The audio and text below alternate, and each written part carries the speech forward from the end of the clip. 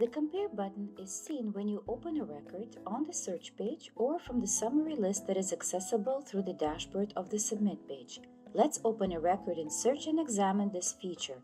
Find your record of interest. For example, I'm looking for a specific LMO record. Once you found your record, click on it to expand its view. This is the record I was looking for. The Compare button is shown right over here. Let's click on the record UID in order to open this record in full view in a new window. The Compare button is located right here. The Compare button is visible only when more than one version of a record exists. The purpose of the Compare feature is to allow users to compare the current published version of the record with any of its previous versions. Click on the down arrow and the list will open, showing you all the past previous versions of the record.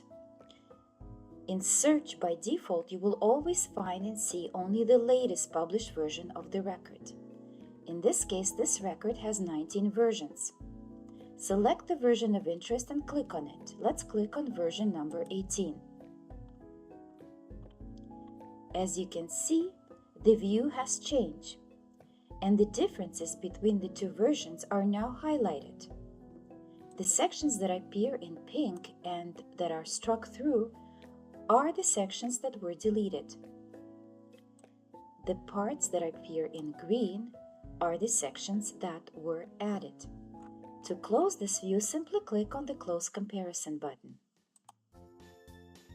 At the beginning of this video, it was also mentioned that the Compare button can be found in records on the Submit interface.